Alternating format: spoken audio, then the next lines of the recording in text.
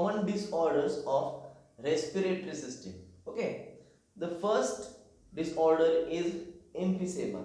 Okay, all of the diseases are due to because of some bad habits and because of pollution. Okay, first disorder is emphysema. Emphysema is caused because of air pollution and smoking. Okay, then what are the symptoms? Okay, the symptoms are breakdown of alveoli and shortness of breath. Okay, we will take it. This part is the emphysema.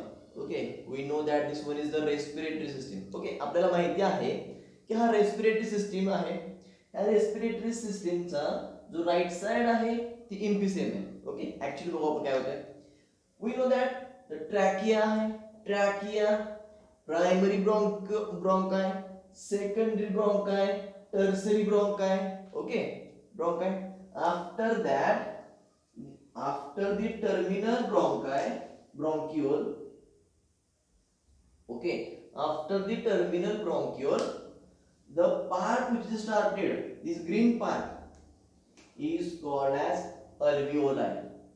Okay, and this duct is called as alveolar duct. Okay, this duct is called as alveolar duct.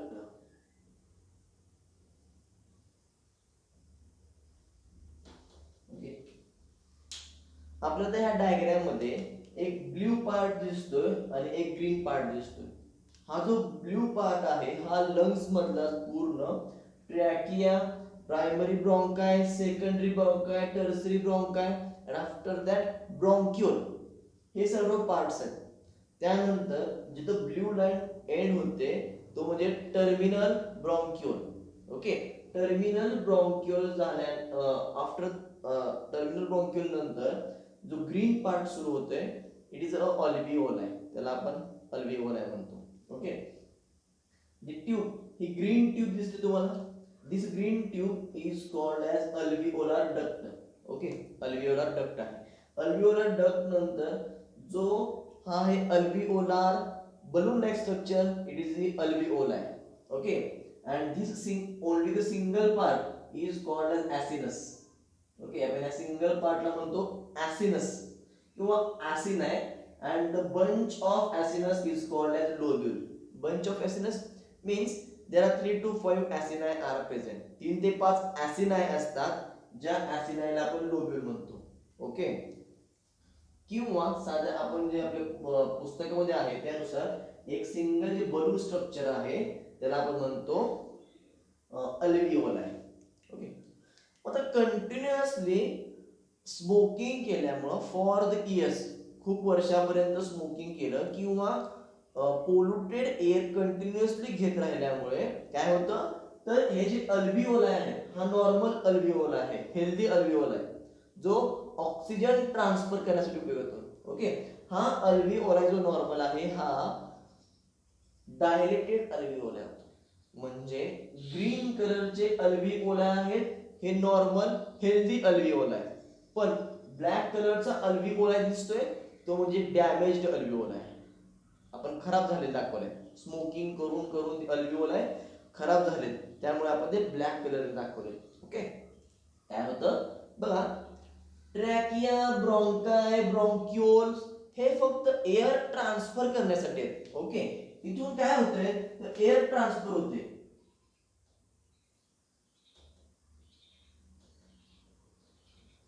Air transfer होते, but the oxygen which is transported into blood to lungs, जो काही lungs आणि blood मध्ये oxygen transfer होणार आहे, ट्रान्सफ्यूज होणार आहे, तो होतो अल्विओलाई मधून ब्लड व्हेसल मध्ये म्हणजेच कॅपिलरी मध्ये ट्रान्सफर होतो. तो ऑक्सिजन ट्रॅकिया किंवा ब्रोंकाय किंवा ब्रोंक्युल ट्रान्सफर करत नाहीत, फक्त ऑक्सिजन ट्रान्सफर हे अल्विओलाई करू शकतात. देन होतं काय तर कंटिन्युअसली स्मोकिंग केल्यामुळे आणि कंटिन्युअसली पोल्युटेड एअर मध्ये राहिल्यामुळे हे अल्व्हिओलाय आहेत ते डॅमेज होतात, डायलेटेड होतात आणि त्यांचा शेप बिघडतो आणि ते खराब होतात, डॅमेज होतात.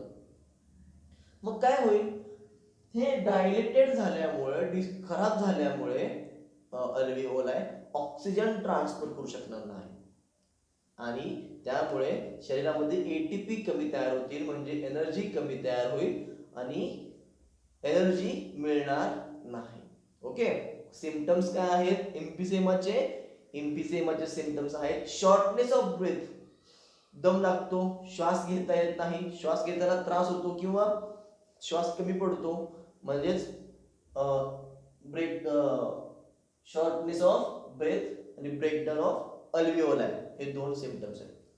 मग इथे ट्रीटमेंट काय आहे?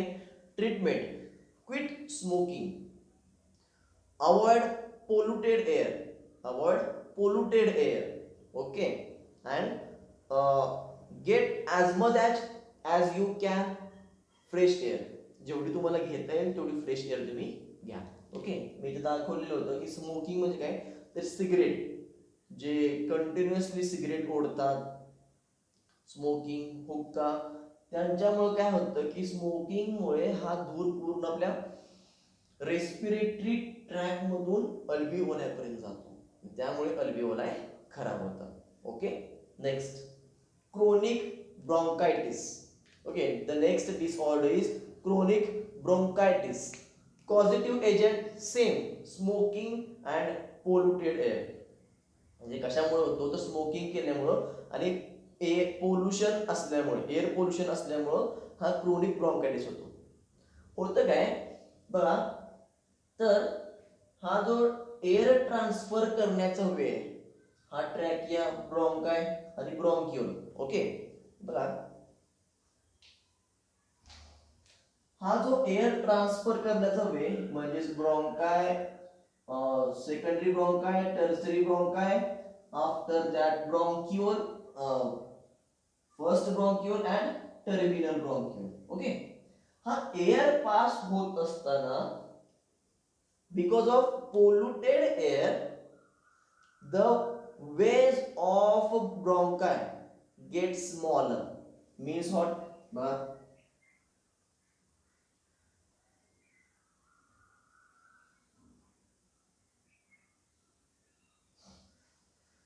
समजा ही डायग्राम आहे, इथं आपण बघतो की हा ब्रोंकाय आहे, ब्रोंकाय मध्ये हा एअर वे आहे. ओके, हवा जाण्यासाठी ही जागा आहे, but continuously smoking and because of polluted air this portion get will be reduced, हा पोर्शन कमी होत जातो, म्हणजे इथं म्युकस वाढत जातो.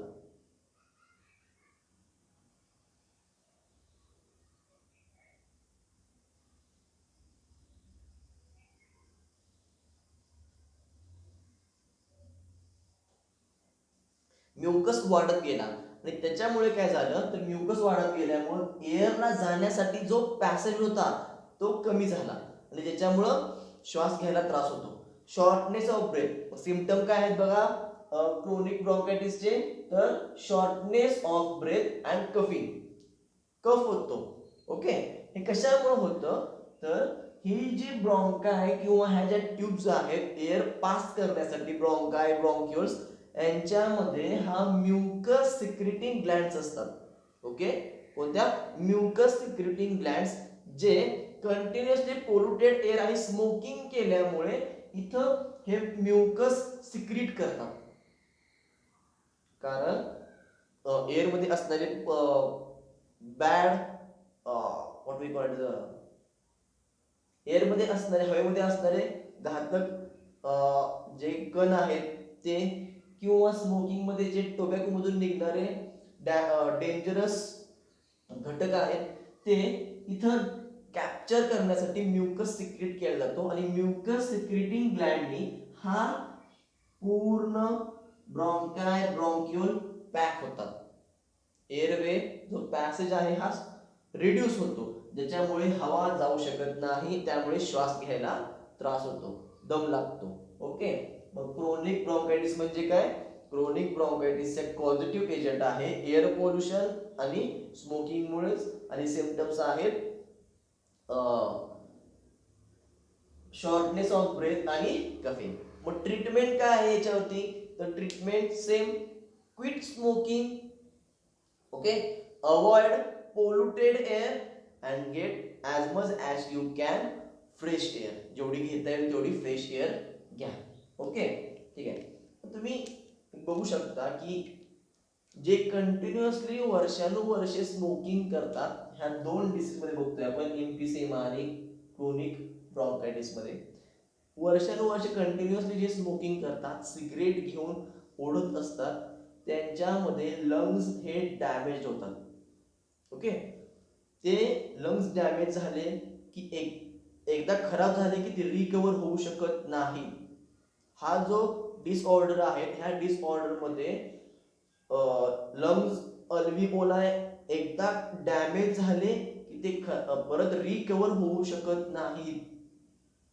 That's why people has to avoid smoking. Smoking हे थांबवलंच पाहिजे.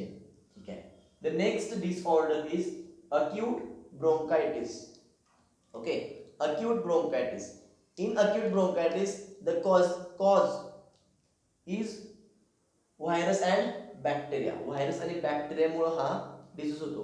बट कंटिन्युअसली जर आपण व्हायरस आणि बॅक्टेरिया हे कंटिन्युअसली रेस्पिरेशन मार्फत घेत असू, तर अशा वेळेस हे बॅक्टेरिया आणि व्हायरसेस वाढत जातात.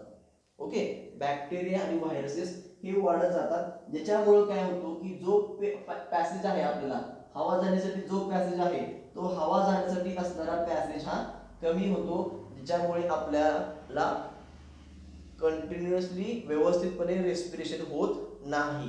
ओके, सिम्पटम्स काय आहेत त्याचे बघा. Inflammation of bronchi, yellow mucus and shortness of breath. Shortness of breath परत आला म्हणजे काय, तर श्वास घेण्यासाठी त्रास होतो.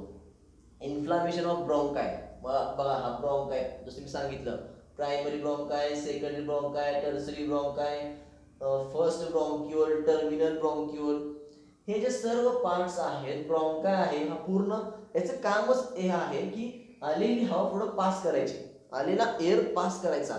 आणि म्युकस साठत गेल्यामुळे, अक्यूट ब्रॉन्कायमध्ये म्युकस साठत गेल्यामुळे हवा जाण्यासाठी त्रास होतो आणि कंटिन्युअस आपण ऑक्सिजन आपल्या शरीराला मिळत नाही. Okay, the last disorder is सायनोस्टिटिस.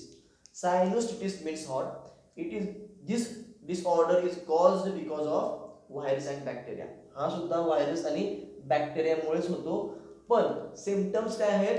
Inflammation in sinuses, inflammation in sinuses and mucus discharge. म्हणजे काय बघा, sinuses means there are some holes present inside our facial structure.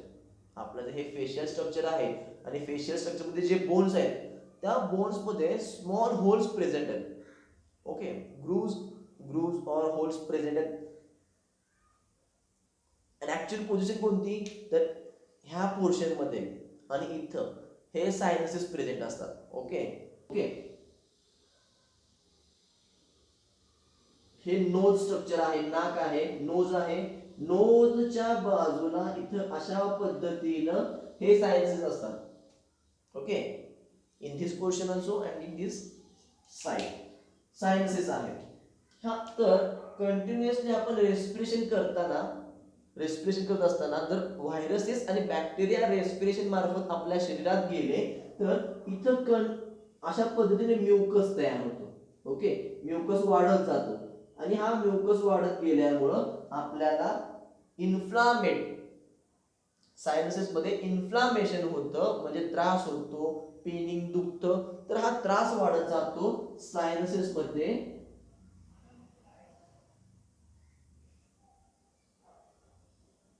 Okay, and mucus will be discharge.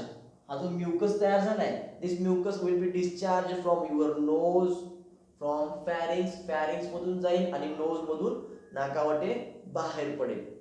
तर हा discharge होत असताना जर हा pharynx मधून चालला, it will be get irritated.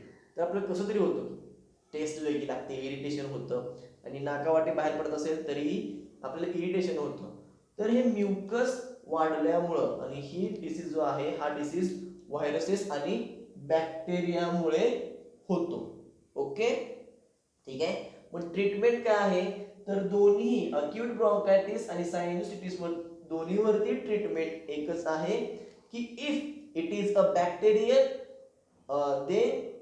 Then you get antibiotics. जर बॅक्टेरियल असेल तर आपण अँटीबायोटिक्स घेऊ शकतो, आणि जर व्हायरसमुळे झाला असेल then you can get the vapours, hot vapours किंवा हॉट एअर घ्या किंवा व्हेपर्स घ्या, गरम हवा घ्या, ज्याच्यामुळे जे सायनोस्टिटिस आहेत ते सायनोस्टिटिस मधला म्युकस कमी होत जाईल आणि सायनोस्टिटिस ओपन होतील, आणि अक्यूट ब्रॉन्कायटिस मध्ये जो ब्रॉन्काय आहेत, प्रायमरी ब्रॉन्काय किंवा सेकंडरी ब्रॉन्काय किंवा ब्रॉन्क्युल्स, ते ब्रॉन्क्युल्स ओपन होण्यासाठी मदत होईल.